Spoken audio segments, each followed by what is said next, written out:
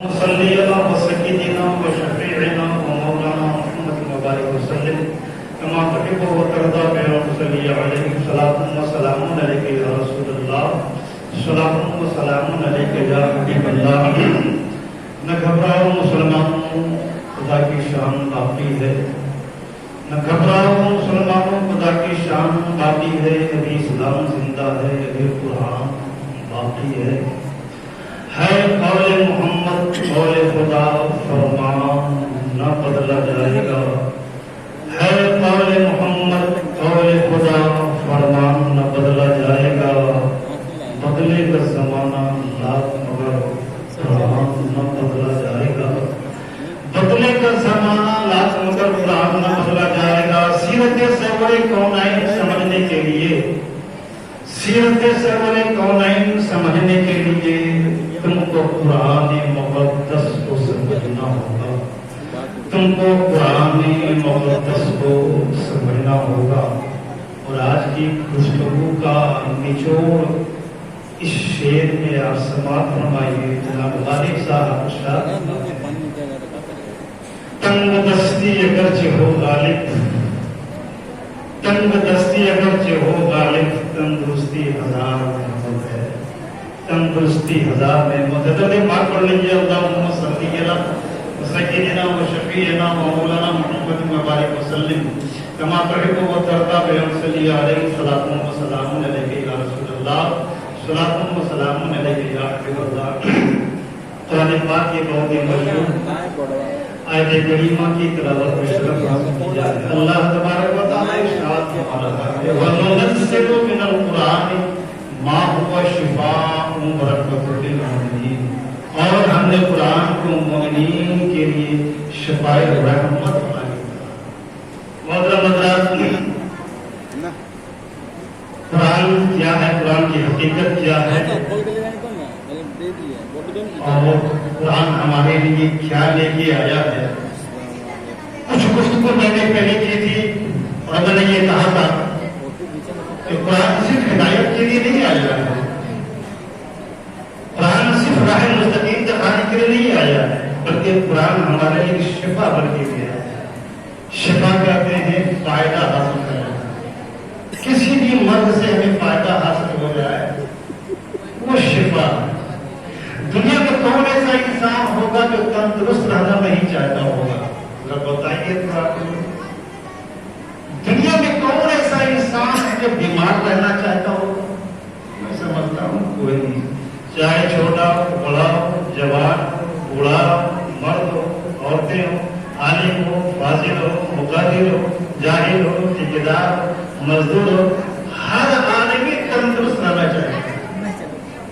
چاہتا سب ہے، لیکن حفظان صحت کے لیے کچھ قدم نہیں اٹھاتا ہے. یہی وجہ ہے کہ آج آبادی کا 90% آدمی بیمار نظر آتا ہے.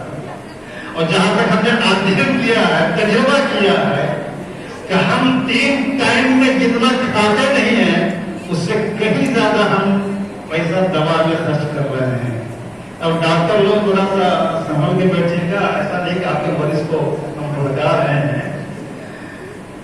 آج ہمارا عالم یہ ہے کہ ہم جتنا کماتے ہیں اس سے کہیں زیادہ آدھا 70% کھا نہیں پاتے ہیں، اور کہیں اس سے زیادہ ہم ڈاکٹروں کے آتے آتے ہیں. اور کوئی بڑی بیماری اگر لگ گئی تو جو بھی جمع کیا ہوا رہتا ہے وہ بھی سب جو ہے 1-8 مہینے میں صاف ہو جاتا ہے. تندرستی ہزار نعمت ہے، اور اس تندرستی کے لیے حفظان صحت کا مطالعہ کرنا ہوگا. یا نہیں کر سکتے ہیں، نہیں پڑھ سکتے ہیں، تو کم سے کم حفظان صحت سے متعلق کچھ معلومات حاصل کیجیے، کم سے کم اس پہ عمل کیجیے. میں نے کہا ہے کہ آج ہماری آبادی کا بیشتر حصہ جتنا وہ 3 ٹائم کھاتا نہیں ہے، جتنا پیسے کا وہ کھانا نہیں کھاتا ہے، اس سے کہیں زیادہ وہ ڈاکٹروں کے دیا رہا ہے. محترم حضرات، خوشخبری ہے مومنین کے لیے، کفار کے لیے نہیں، بے ایمانوں کے لیے نہیں.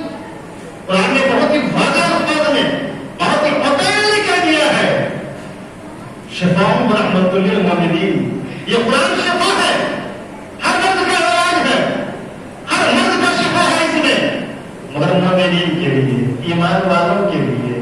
यही से छटैया हो गई। कुफार एक मर्तबा नहीं 1,00,000 मर्तबा पढ़ेगा तो फायदा नहीं पहुंचेगा, मोमिन एक मर्तबा पढ़ेगा तो फायदा पहुंचेगा। और शिफाओं पर मोमिन प्राण शिफा है, बोले प्राण हर मर्ज का इलाज है। मतलब मर्ज की भी 2 पोजीशन है, क्योंकि इंसान 2 चीजों का मुजस्समा है, एक जिस्म एक रूह। जिस्म का मर्ज अलग है, रूह का मर्ज अलग है। जिस्म के मर्ज का इलाज अलग है, रूह की बीमारी का इलाज अलग है। ये मैं सिर्फ एक 2 जुमला लेकर जाता हूँ और मैं इसी पर तकरीर करूंगा तो फिर कई एपिसोड हो जाएगा। जिस्म जब बीमार होता है तो उसके असरात क्या होते हैं, रूह जब बीमार होती है तो उसके असरात क्या होते हैं। एक मुकम्मल तफसील तलब गुफ्तगू है, अगर छेड़ दूंगा तो फिर कई जगहों से पार हो जाएगा। ऐसा न समझिएगा कि जिस्म का एक हिस्सा का बीमार होता है पूरा जिस्म परेशान होता है। आपने देखा होगा, छोटी सी मिसाल में कह रहा हूँ, पाँव में जख्म होता है, अरे पाँव में जख्म होता है, जख्म पाँव है, नींद आंखों की उड़ जाती है। ऐसे भाई रात से पूछो, अरे जख्म तो उठे में है, तेरे को नींद काहे नहीं आ रही है, जख्म उठे में है, हाय हो हाय हो हाय हो, एक आदमी चिल्ला रहा है। अरे जख्म उठे में क्या आदमी परेशान है, जबान से पूछो क्या आदमी चिल्ला रहा है, दिल से पूछो तो क्या परेशान है। जख्म एक जगह होता है, पूरा जिस्म परेशान होता है। मतलब उसके असरात क्या है, कभी मौका मिलेगा तो मैं गुफ्तगू करूंगा, अभी आगे बढ़ रहा हूं लंबी तकलीफ हो जाएगी। इसी तरह रूह है, रूह की बीमारी भी उससे कहीं भयंकर है। एक रूह अगर बीमार हो जाए तो जिस तरह एक जख्म से पूरा जिस्म परेशान होता है, मैं दावे के साथ by challenge by तमसील by example मैं कई मौका पेश करूंगा कि एक रूह जब बीमार होती है तो पूरा परिवार परेशान होता है, पूरा खानदान परेशान होता है, पूरा समाज परेशान होता है, पूरा मोहल्ला परेशान हो जाता है। एक बीमार रूह वाला अगर मोहल्ले में अगर हो जाए तो याद रख लीजिए पूरा समाज परेशान हो जाता है। तफसील में कभी आगे बयान करूंगा, मैं आगे बढ़ रहा हूं, मैं समझ रहा हूं। तो चूंकि बीमारी हमारे पास 2 है, एक जिस्म की बीमारी है, एक रूह की बीमारी है। अब मैं सोच रहा हूं बहुत देर से अगर रूह को लेके चलूं या जिस्म को लेके चलूं, तो रूह को लेके चलूंगा तो एक अलग चैप्टर बन जाएगा। अगर फिलहाल जिस्म को लेके चल रहा हूं इसलिए कि जिस्म की बीमारी बहुत आम है और लोग ज्यादा परेशान है और हर आदमी चाहता है अगर 100 रुपये कमाते हैं तो 50 रुपये हमारा बीमारी से बच जाए, 50 ही खाए वो पैसा बच जाए। मतलब जिस्म की बीमारी आम होती है। अल्लाह तबारक व तआला के कुरान पाक पर और उनके रहमत पर परवरदिगार आलम इरशाद फरमा रहा है, मैंने कुरान को मदनी के लिए शिफा बना के उतारा है। वो शिफा का लफ्ज दे करके कुरान ने ये ऐलान कर दिया, तुम्हारे पास चाहे जैसी बीमारी हो, चाहे रूह की बीमारी हो, चाहे जिस्म की बीमारी हो, कुरान को इस्तेमाल करो, इंशाअल्लाह ताला तुम्हें शिफा मिल जाएगी। और ऐसा नहीं बोल रहा हूं, दावे के साथ मैं एग्जाम्पल ही कौन मैं गुफ्तगू करूंगा कि जिन लोगों ने कुरान को इस्तेमाल किया है उन्हें डॉक्टरों के पास जाने की जरूरत नहीं पड़ी है, उन्हें हाकिम के पास जाने की जरूरत नहीं पड़ी है। कुरान को इस्तेमाल किया, कुरान को पढ़ा, कुरान को अपने दिलों में जब उतारा उसने तो बेशुमार बीमारियां उससे पैदा, बेशुमार बीमारियों से फायदा मिली है। मतलब मैं ऐसे नहीं तारीख के हवाले से बात करना चाहता हूँ। हजरत सैयदना उमर फारूक आज़म रज़ियल्लाहु तआला अन्हु के पास रूम का बादशाह हिरक़ल ने एक चिट्ठी लिखी, मैं दर्द से परेशान हूं, सर में दर्द होता है, बहुत परेशान हूं, बहुत परेशान हूं, जाता ही नहीं है। बादशाह का जाहिर सी बात है कौन सा इलाज नहीं कराया होगा, बादशाह का न जाने कितने हकीमों से इलाज नहीं कराया होगा। जब सारे इलाज विफल हो गए, नाकाम हो गए, तब उसको अचानक ख्याल आया कि मदीने पाक में अमीरुल मोमिनीन वाले फारूक आज़म है जिनका बहुत ही चर्चा है, खत लिखा, क्योंकि कोई बादशाह का ये अमीरुल मोमिनीन तो क्योंकि लिखा कि मैं सर के दर्द से परेशान हूँ, कुछ इलाज कीजिए। मतलब एक जुमला बयान करूंगा, आज भी 1400 साल से लेकर के आज तक चाहे वो अपने हो चाहे अगयार हो, जब डॉक्टरों से परेशान हो जाते हैं تو یہی طرح آپ کو نظر آتا ہے. جب ڈاکٹر سے پریشان ہوتے ہیں تو وہ اسی قرآن اور قرآن کی طرف جھکتا ہوا نظر آتا ہے. حضرت نے ہمارے قوم کے آدم بتایا کہ میں سر کے درد سے پریشان کیجیے، علاج کیجیے. ہمارے والدین کا بالکل علاج ہو جائے گا. حرکت سے کتنا عمر فاروق اعظم نے ایک ٹوپی ان کو بھیجی اور کہا کہ ایک ٹوپی اپنے تاج کے نیچے پہن لینا، اس کے بعد جو ہے تاج پہننا. وہ ٹوپی روم کا بادشاہ تھا، کاشی لے کے گیا لینا، اللہ کو کرنا مقصود تھا. سر کا درد غائب ہو گیا، سر کا درد ختم ہو گیا، آرام ہو گیا.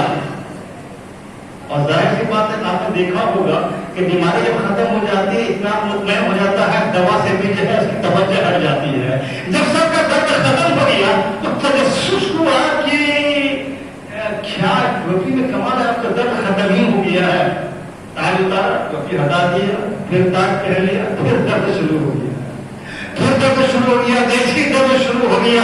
پھر پتا سے تاج اتارا، اس کے بعد ٹوپی لگایا، اس کے بعد تاج پہن لیا، پھر درد ختم ہو گیا، آرام مل گیا. یعنی تاریخ بولتی، تاریخ کے اولاد بولتے ہیں کہ اس طرح کئی مرتبہ اس نے ٹوپی اتاری اور درد شروع ہو جائے. جب ٹوپی پہنے تو درد ختم ہو جائے اور پہنے رہا. اب تو اس کو ٹوپی اتارنے میں دم آنے لگا کہ جہاں اتارے گا کسی کا درد پریشان کرے گا. تو جلدی اوپر میں ٹوپی اتارتا تھا. لیکن تاریخ بولتی ایک مرتبہ بات کرتا، ایک مرتبہ نے کہا ٹوپی تو ہے کیا، آخر ٹوپی میں کون سا کمال ہے، کون سی بڑی موٹی ہے، کون سی دوا، کون سی بڑی سوچ جو گھر آیا. دیکھو ٹوپی جب دیکھا تو ٹوپی کے ایک کونے میں ایک پڑیا، ایک پرچا سلا ہوا تھا. اس میں سلائی توڑی گئی اور پرچا نکالا گیا اور کہا دیکھو پرچے میں کیا لکھا ہے. قسم خدا کی قربان جاؤ، نے قرآن پاک ان کے الفاظ پر پرچا میں کچھ نہیں تھا، صرف لکھا ہوا تھا بسم اللہ الرحمن الرحیم. صرف بسم اللہ الرحمن الرحیم لکھا ہوا تھا. قسم خدا کی بسم اللہ الرحمن الرحیم کی برکت کا یہ عالم تھا کہ ہرقل بادشاہ پریشان تھا، کتنا علاج کیا، دوا کیا، مگر درد نہیں دیا. ایک چھوٹی سی تقریر میں کتنا کمال ہے. اللہ تبارک و تعالیٰ کبھی کبھی کرشمہ دکھاتا ہے ہدایت پانے کے لیے اور راہ مستقیم دکھانے کے لیے. ساری دوائیاں ایک طرف، میرے قرآن کا ایک چند جملہ ایک طرف. بسم اللہ الرحمن الرحیم میں اتنی برکتیں رکھی اللہ تبارک و تعالیٰ نے، اتنی رحمتیں رکھی اللہ تبارک و تعالیٰ نے، اتنی شفا رکھی ہے اللہ تبارک و تعالیٰ. تاریخ میں میرے پاس ہمیشہ اس ٹوپی کو ہمیشہ اپنے تاج کے نیچے رکھتا تھا تاکہ سر کپڑا کھلا ہو. محترم حضرات، یہ بسم اللہ الرحمن الرحیم کی برکت تھی. محترم حضرات، میں سوچا تھا کہ میں آگے بڑھوں گا، لیکن میں چاہتا ہوں کہ بسم اللہ الرحمن الرحیم کی برکتیں کیا ہے، اس کی رحمتیں کیا ہے. اور آج ہم جن بسم اللہ الرحمن کو بہت ہی ہلکے انداز میں لیتے ہیں. ابھی پورا قرآن آتے ہیں میرے پیارے، میں صرف بسم اللہ الرحمن الرحیم کا ترجمہ کر رہا ہوں کہ بسم اللہ الرحمن الرحیم کی برکت ہے کہ ہرقل کے سر کا درد ختم ہو گیا. اب آگے طرح سے میں گزار جملہ کرنا چاہتا ہوں کہ بسم اللہ الرحمن الرحیم کی برکتیں اللہ تبارک و تعالیٰ نے کتنی رکھی ہیں. حضرت عیسیٰ علیہ السلام ایک راستے سے گزر رہے تھے اور دیکھا ایک قبر میں عذاب ہو رہا ہے، قبر والے پر عذاب ہو رہا ہے، قبر والے پہ بہت کافی عذاب ہو رہا ہے. بہرحال بہت جلدی میں سے گزر گئے. اس کے بعد تھوڑی دیر کے بعد آتے ہیں تو دیکھا کہ عذاب موقوف ہو گیا، عذاب ختم ہو گیا. جو بندہ عذاب میں تھا وہ اطمینان ہو گیا. اللہ تبارک و تعالیٰ کی طرف نگاہ اٹھائی، آواز لگائی، میں نے بولا ابھی میں نے دیکھا تھا یہ بچے، ابھی میں نے دیکھا تھا کہ اس کے اوپر عذاب ہو رہا ہے. تھوڑی ہی دیر میں کون سی نیکی سے بندے نے کر لیا یا کیا کمال ہو گیا کہ عذاب موقوف ہو گیا. حاکم غیبی نے آواز دیا، اے عیسیٰ سنو، جب یہ مرا تھا اس کی بیوی کے پیٹ میں بچہ تھا اور جب وہ بچہ پیدا ہوا تو آج 4 سال کا ہو گیا. اور 4 سال کے بعد جب اس کی ماں نے اپنے بچے کو مدرسے میں بھیجا اور جب اس بچے نے بسم اللہ الرحمن الرحیم پڑھا ہے تو میرے رحمت کا خطرہ دبانا ہوا کہ جس کا بچہ مجھے رحمان الرحیم کرے اس کے باپ نے عذاب کو میرے ہاتھ دبانا نہیں ہوا. اس کے بچے نے بسم اللہ الرحمن الرحیم کا باپ کے قبر سے ادا کر دیا گیا. یہاں پر بہت ساری باتیں کہنے کی ہیں، کہوں مطلب لمبی بات ہو جائے. بسم اللہ الرحمن الرحیم بچے نے، باپ نے نہیں پڑھا. باپ کا جو عمل تھا وہ پڑھا ہوا عمل تھا. پڑھا کس نے؟ باپ کے بچے نے. فائدہ کس کو ملا؟ باپ کا تو فائدہ مل رہا ہے. مطلب ایک جملہ میں کرنا چاہتا ہوں کہ جس باپ کے بچے نے بسم اللہ الرحمن الرحیم پڑھا، باپ کے قبر سے عذاب اٹھا لیا گیا. جس باپ کے بچے نے پورا قرآن یاد کر لیا ہو، جس باپ کے بچے نے پورا قرآن حفظ کر لیا ہو، جس باپ کا بچہ قرآن ہمیشہ پڑھ رہا ہو، اس کے باپ کا عمل کیا ہوگا؟ محترم اللہ، اب اسی سے ہم اندازہ لگا سکتے ہیں. اور یہ ایسے کچھ نہیں کر رہا ہوں، تفصیلی باقاعدہ کتاب لکھی ہے، باقاعدہ تفصیل کتاب میں یہ واقعہ لکھا ہے کہ بسم اللہ الرحمن کے برکت کا یہ عالم ہے. اس کے قبر سے عذاب اٹھا لیا گیا. حضرت موسیٰ علیہ السلام اور فرعون کو آپ اچھی طرح جانتے ہوں گے. وہ 36 کا ہٹا رہتا تھا. ظاہر سی بات ہے، میں اپنے جملے میں کہہ رہا ہوں. فرعون جو اپنے آپ کو خدا کا دعویٰ کرتا تھا، حضرت موسیٰ علیہ السلام کوئی پریشان کیا. میں اب تفصیل نہیں جاؤں گا. ایک مرتبہ حضرت موسیٰ علیہ السلام نے خدا کی بارگاہ میں دعا کیا. ایک مرتبہ اس کے گھر کو تباہ کر دے، اس کے گھر کو برباد کر دے، اس کو ہلاک کر دے. لیکن نبی کی دعا آپ اندازہ کر سکتے ہیں کہ نبی کی دعا کبھی رد نہیں ہوتی ہے.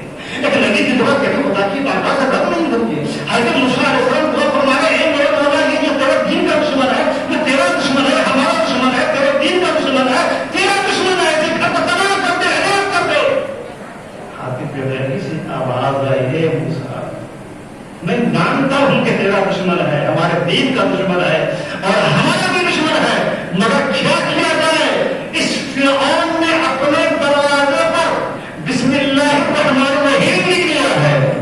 اس کی برکت کا یہ عالم ہے کہ میں اس کے گھر کو تباہ نہیں کر پا رہا ہوں. اسی لیے اس کی چوکھٹ پہ بسم اللہ الرحمن الرحیم لکھ دیا گیا ہے. جس چوکھٹ پہ رحمان الرحیم لکھ دیا جائے، اس چوکھٹ پر ہم ہلاک کر دیں گے، ہمارے رحمت کو دوبارہ نہیں ہے. حضرت موسیٰ علیہ السلام کو یہ جواب ملا. مطلب کہ جملہ میں کہنا چاہتا ہوں، فرعون جو اللہ کے دین کا دشمن، جو خدا کا دشمن، خدا کے نبی کا دشمن، خدائی کا دعویٰ کیا، اس نے بسم اللہ الرحمن الرحیم لکھ لیا. اللہ تبارک و تعالیٰ نے اس کے گھر کو ہلاکت سے محفوظ کر دیا، اس کے گھر کو ہلاک نہیں کیا، اس کے گھر کو تباہ نہیں کیا. تو میں جملہ دینا چاہتا ہوں میرے پیارے، ایک دشمن خدا نے، ایک دشمن خدا نے جب اپنی چوکھٹ پہ بسم اللہ الرحمن الرحیم لکھ لیا، اس کی برکت سے اس کا گھر محفوظ ہے. ایک ایماندار اپنے سینے کو بسم اللہ الرحمن الرحیم نہ نکل لے، ایک ایماندار مومن کو بسم اللہ الرحمن الرحیم اپنے سینے میں نہ نکل لے، اپنی پریشانیوں کو سمجھا لے. تو کیا وجہ ہے کہ پھر یہ پریشانی تباہ ہو جائے؟ کیا وجہ ہے کہ پھر وہ سینہ تباہ ہو جائے؟ کیا وجہ ہے کہ وہ مسلمان پریشان ہو جائے؟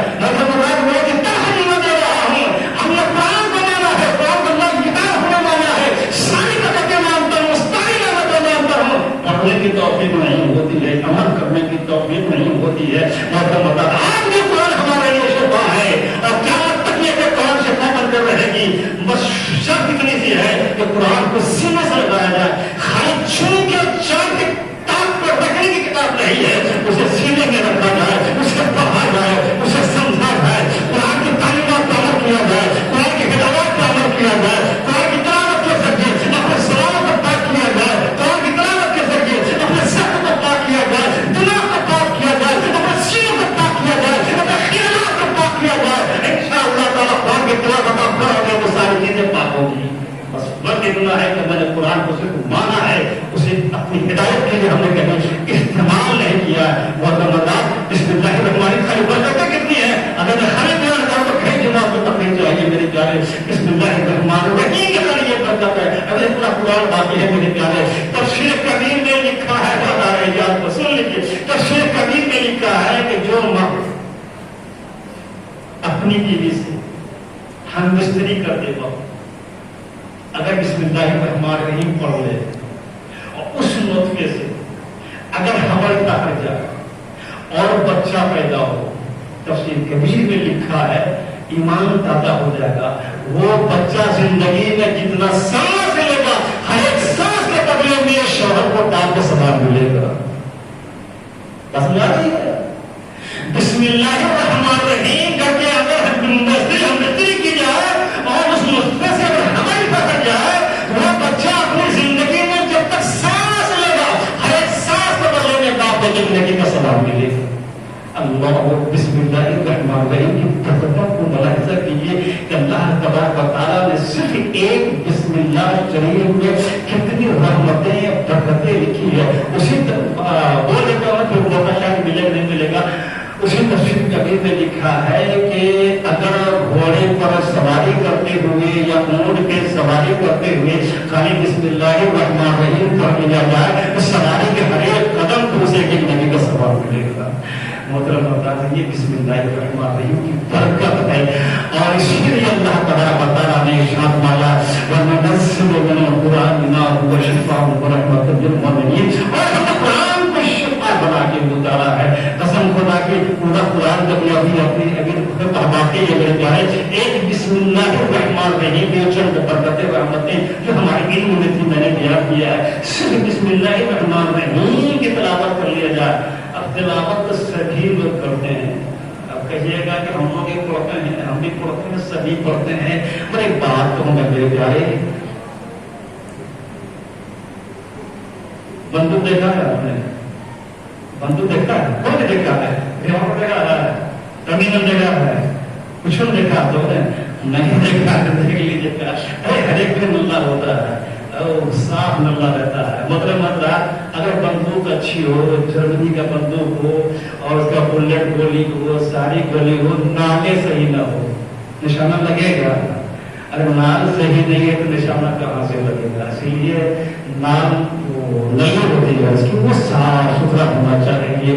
مطلب بندوق کا نشانہ اسی وقت صحیح ہوتا ہے جب اس کی نال صحیح ہو. اگر نال صحیح نہ ہو تو نشانہ نہیں ہوگا وہ بڑی کامیاب نہیں ہوگی. بلا تشریف و بلا تمثیل بے یہ حقیقت یہ ہے کہ قرآن میں بے شمار رحمتیں ہیں. قرآن کی آیات میں رحمتیں ہیں. قرآن کی ایک ایک آیات میں بے شمار رحمتیں برکتیں شفائیں ہیں. لیکن یہ نال صحیح ہونی چاہیے. اگر یہ نال اگر صحیح ہے تو انشاءاللہ تعالیٰ ایک جملے میں آپ کو فائدہ ہوگا. اگر یہ نال اگر صحیح نہیں ہے تو آپ کے لوگ پڑھنے کا آپ کو فائدہ نہیں پہنچے گا. ضرورت ہے کہ قرآن جو بولی کی طرح ہے اس کا استعمال ہم کریں گے ضرور کریں گے لیکن ہماری یہ نال صحیح ہونی چاہیے. زبان پاکیزہ ہونا چاہیے. انسان پاکیزہ ہونا چاہیے. خیال پاکیزہ ہونا چاہیے. شعور پاکیزہ ہونا چاہیے. سینہ پاکیزہ ہونا چاہیے. ہماری مہاری پاکیزہ ہونی چاہیے. تو قرآن پکڑ کے دیکھیں انشاءاللہ تعالیٰ بنائیں گے. اس لیے قرآن ارشاد فرما رہا ہے ہم کو قرآن کو مومنین کے لیے شفا اور رحمت بناتے ہوتا رہا ہے. میرے بھائی اگر بسم اللہ الرحمن الرحیم کو خالی استعمال کرتے رہیں گے کسی کا فائدہ آپ نہیں لے سکیں گے. پر ہم نے عرض کر رہا تھا قرآن صرف راہ مستقیم راہ ہدایت یا ہماری آخرت کو سنوارنے کے لیے نہیں آیا ہے بلکہ قرآن ہمارے لیے شفا بن کے آیا ہے. اللہ کا شکر ہے کہ قرآن اگر ہمیں صحت مند آخرت دیتا ہے تو وہیں ہمیں صحت مند زندگی بھی دیتا ہے. اور صحت مند زندگی کیسے دیتا ہے انشاءاللہ تعالیٰ آپ کو یہ سماعت بتائیے گا. آج کا آدمی آج کے زمانے میں ہارٹ اٹیک بہت بڑا ہارٹ اٹیک بہت ہوتا ہے.